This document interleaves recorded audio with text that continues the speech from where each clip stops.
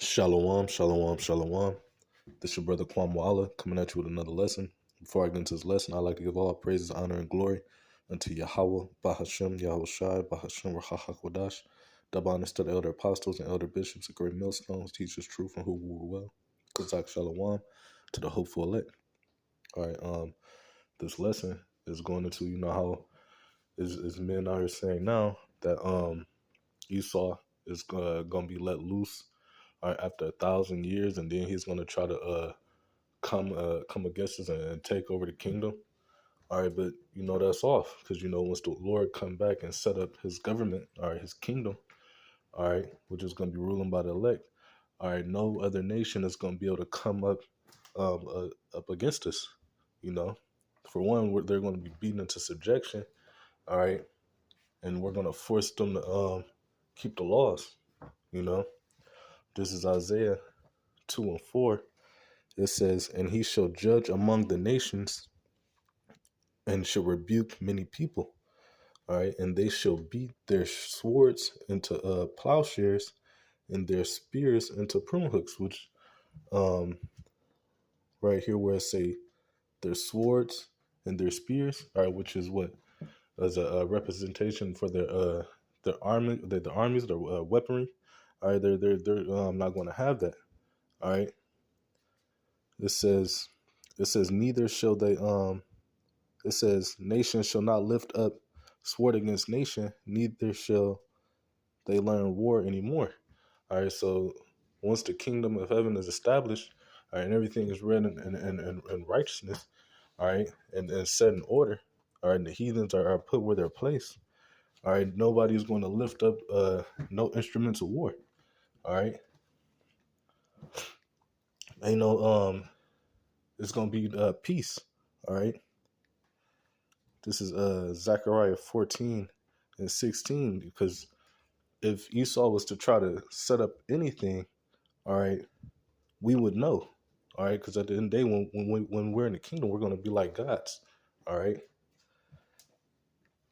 But this is Zechariah 14:16. It says, "And it shall come to pass that everyone that is left of all the nations which came against Jerusalem shall even go up from year to year to worship the King, the Lord of hosts, and to keep the Feast of Tabernacles. And it shall be that whosoever will not come up of all the families of the earth unto Jerusalem to worship the King, the Lord of hosts, even upon them shall be no rain." All right, so if the heathen don't come, all right, up to worship or even keep the laws, all right, we will be able to cause them to have no rain. All right, if there's no rain, there's no water for their crops, their cattle. All right, so if we be able to do that, all right, how will we not know if Esau is about trying to set up another plot, all right, to come up against us? All right, but it's not. All right,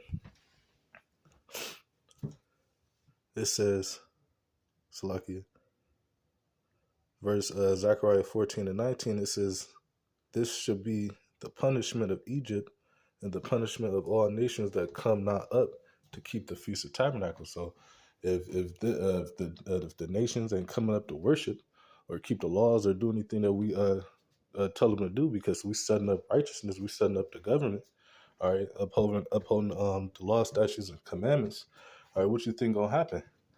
So just thinking that, how can Esau, all right, set up anything in the kingdom? All right, it's not. All right, this is Daniel 2:44. It says, "And in the days of these kings shall the power of heaven set up a kingdom which shall never be destroyed." All right, Esau ain't gonna be able to come up and do anything. All right, for one, he's going to be set back at the basis of man, all right, the lowest estate. All right, he's not going to be able to persuade or use this deception or anything. His blessings over with. All right. But it says, "And in the days of these kings shall the power of heaven set up a kingdom which shall never be destroyed, and the kingdom shall not be left to other people, but it shall break in pieces and consume these kingdoms, and it shall stand forever." All right. and it's plain. All right, ain't nobody I believe, what is that in um Numbers, when when they talk about how we shouldn't be reckoned among the heathen.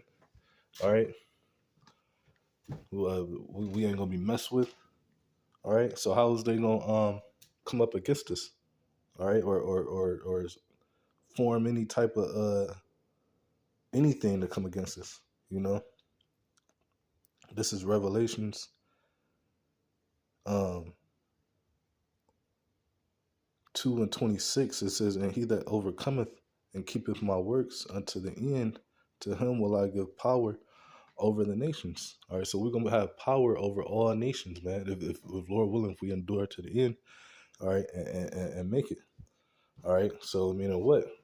We gonna know, all right, and be rulers over these people on whatever we have them do. All right, they're gonna be our slaves. All right. Um, it says, "And he shall Salakia, and he that overcometh and keepeth my works unto the end, to him will I give power over the nations, and he shall rule them with a rod of iron, and the vessels of a powder shall they be broken to shivers, even as I raised of my father."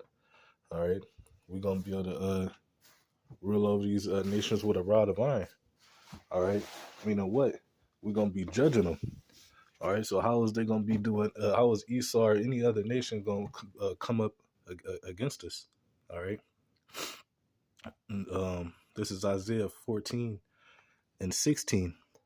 It says, "They that see thee shall narrowly look upon thee and consider thee, saying, Is this the man that made the earth to tremble, that did shake kingdoms?" All right, and this is in the future, because all the nations gonna be at that lower state, and Esau gonna be at his the basis of man.